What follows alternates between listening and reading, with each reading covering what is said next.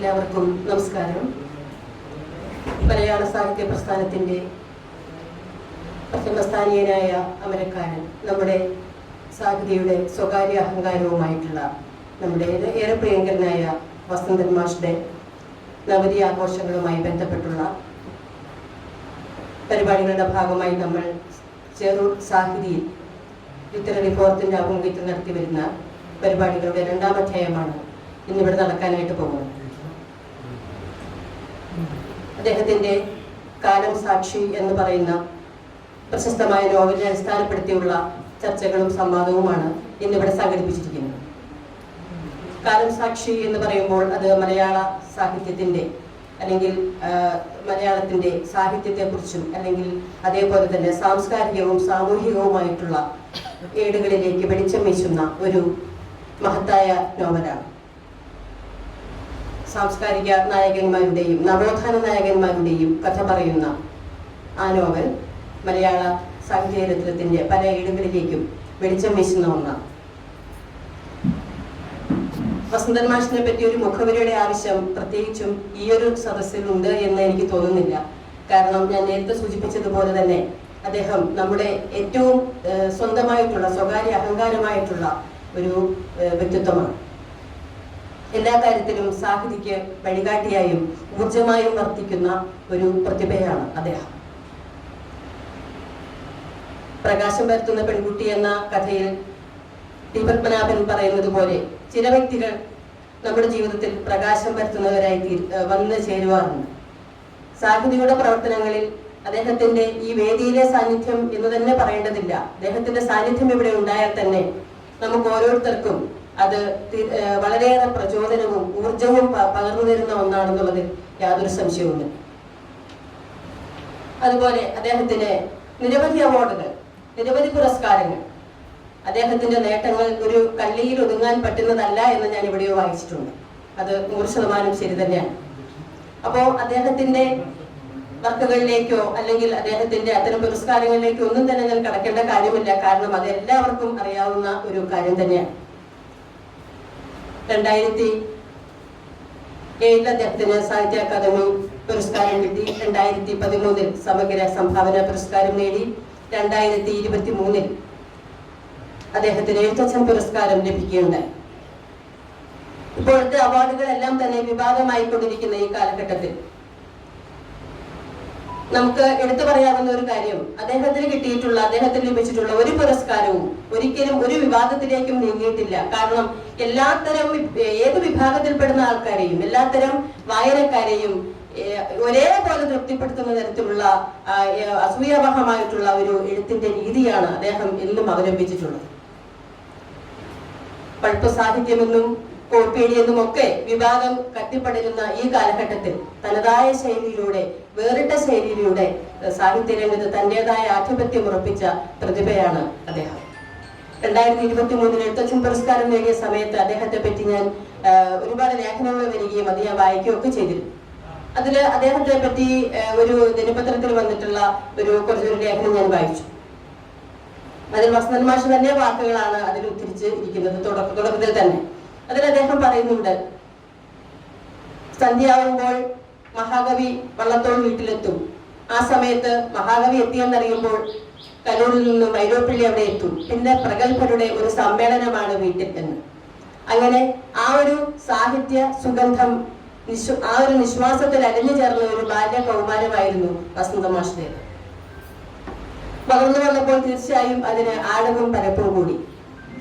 എഴുത്തിനേക്കാളേറെ വായനയായിരുന്നു അച്ഛൻ വഴി അദ്ദേഹത്തിന് സ്വാധീനമുണ്ടായിരുന്നത്. സാഹിത്യപ്രേമിയും വിവർത്തകനും ഒക്കെ ആയിരുന്ന ഡപ്പള്ളി കരുണാകരൻ മേനോന്റെ മകനെ സംബന്ധിച്ചിടത്തോളം കഥ എന്ന് പറയുന്നത് ഏതാണ്ട് രക്തത്തിൽ അലിഞ്ഞു ചേർന്നതുപോലെ തന്നെയായിരുന്നു.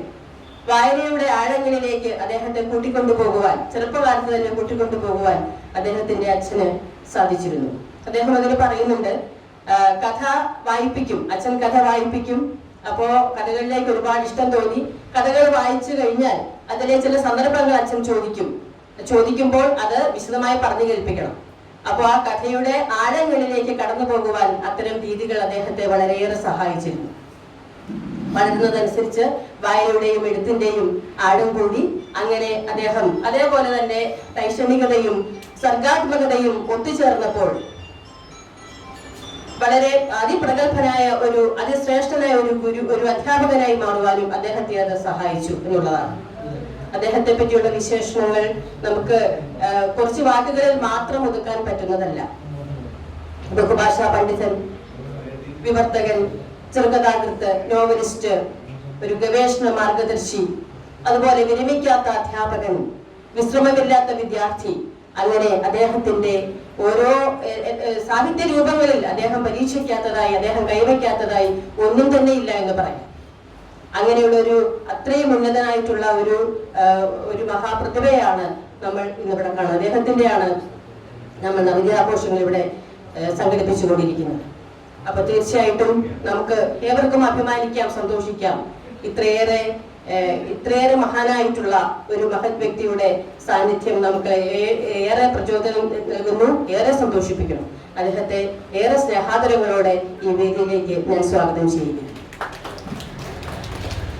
അതുപോലെ തന്നെ നമ്മുടെ ഈ പരിപാടിയുടെ അധ്യക്ഷത വഹിക്കുന്ന ശ്രീ കെ ഉണ്ണികൃഷ്ണൻ, നമ്മുടെ ഏവർക്കും പ്രിയങ്കരനായ ഉണ്ണിയേട്ടൻ എന്ന് പറഞ്ഞാൽ, സാഹിതി എന്ന് പറഞ്ഞാൽ, അല്ലെങ്കിൽ TLF എന്ന് പറഞ്ഞാൽ അത് ഉണ്ണിയേട്ടൻ തന്നെയാണെന്ന് നമുക്ക് അറിയാം. അദ്ദേഹത്തിന്റെ ഒരു നേതൃപാഠവും ഇല്ലെങ്കിൽ, അദ്ദേഹത്തിന്റെ നേതൃത്വം ഇല്ലെങ്കിൽ, അദ്ദേഹത്തിന്റെ എനർജി ഇല്ലെങ്കിൽ ഒരിക്കലും സാഹിതി ഈ കേരളത്തിൽ തന്നെ ഇത്രയേറെ അറിയപ്പെടുന്ന ഒരു സാഹിത്യ സാംസ്കാരിക സംഘടനയായി അത് മാറണമെങ്കിൽ തീർച്ചയായും അതിന്റെ തലപ്പത്തിരിക്കുന്ന ആളുടെ ആ ഒരു ഊർജം, ആ ദീർഘവീക്ഷണം, ആ പ്രയത്നം അതുകൊണ്ടുകൂടിയാണ്. അതുകൊണ്ട് മാത്രമാണ് അത് ഇത്രയേറെ മുന്നിലെത്തുന്നത്. തൃശ്ശൂരിൽ മാത്രമല്ല, കേരളത്തിൽ തന്നെ ഇന്ന് ഏറ്റവും അധികം അറിയപ്പെടുന്ന ഒന്നായി നമ്മുടെ സാഹിതി തൃശ്ശൂർ ലിറ്റററി ഫോറം മാറിക്കഴിഞ്ഞു. അതിൽ നമുക്ക് ഏവർക്കും അഭിമാനിക്കാം. നിലപാടുകളുടെ രാജാവാണ് അദ്ദേഹം. താനെടുത്ത നിലപാടുകൾ അത് ശരിയാണെന്ന് കാലം തെളിയിക്കുന്നതും നമ്മൾ ഏവരും കണ്ടുകൊണ്ടിരിക്കുന്ന കാര്യം തന്നെയാണ്. പലപ്പോഴും ആശയം വാക്കുകളിലായിരിക്കും, അത് പ്രവൃത്തികൾ കാണിക്കുക എന്ന് പറയുന്നത് വളരെ അപൂർവമാണ്. പക്ഷെ തന്റെ വാക്കുകൾ, തന്റെ ആദർശങ്ങൾ തന്റെ പ്രവൃത്തികളിലൂടെ തന്നെ തെളിയിച്ചു കൊണ്ടിരിക്കുന്ന, മറ്റുള്ളവർക്കെല്ലാം മാതൃകയാകാവുന്ന ഒരു ലീഡർഷിപ്പ്, അതിനുടമ കൂടിയാണ് നമ്മുടെ പ്രിയപ്പെട്ട ഉണ്ണിയേട്ടൻ.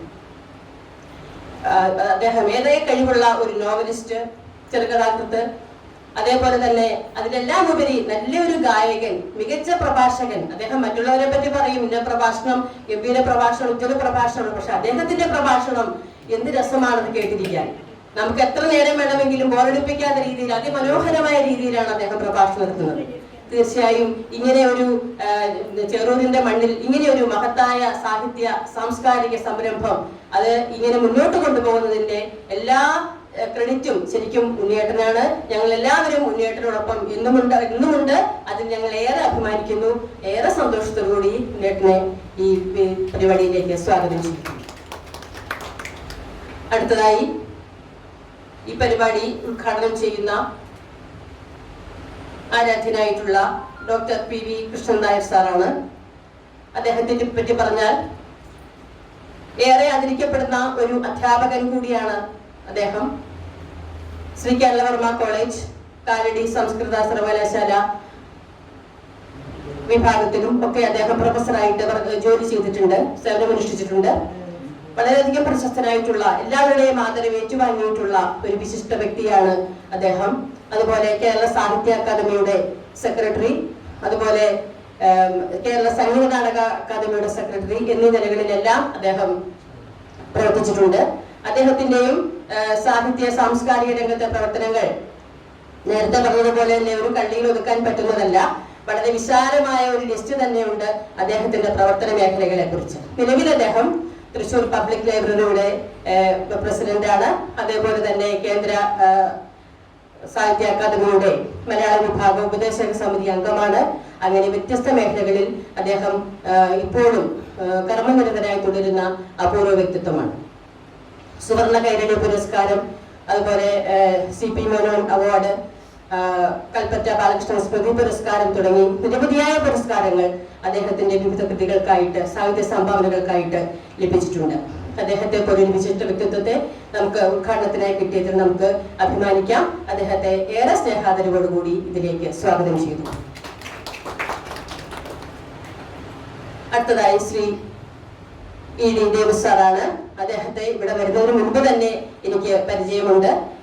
ഞങ്ങളുടെ നാട്ടിലെ ഒരു ചെറിയ സാംസ്കാരിക സംഘടനയൊക്കെ ഞങ്ങളുടെ നാട്ടിലെ ആൾക്കാർക്ക് വേണ്ടിയിട്ടുള്ള ഒരു പ്രവർത്തനങ്ങളൊക്കെ ഉണ്ട്. അതിന്റെ പരിപാടിക്കൊക്കെ അവിടെ വെച്ചിട്ടാണ് ഞാൻ ആദ്യമായിട്ട് ഇ ഡേവിസ് സാറിനെ കാണുന്നത്. അപ്പൊ അങ്ങനെ എന്റെ നാട്ടിലെ സാഹിത്യ സുഹൃത്തുക്കളുടെ സുഹൃത്താണ് അദ്ദേഹം. അതുവഴിയാണ് സൗമ്യനായ, എപ്പോഴും സൗമ്യമായ ഒരു പുഞ്ചിരിയോടുകൂടി മാത്രം കാണപ്പെടുന്ന ഈ ഡേവിസ് സാറിനെ ഞാൻ പരിചയപ്പെടുന്നത്. അതുപോലെ തന്നെ ഒരു പ്രത്യേക വ്യക്തിത്വമാണ് അദ്ദേഹത്തിൻ്റെത്, ആരെയും ആകർഷിക്കുന്ന വ്യക്തിത്വം.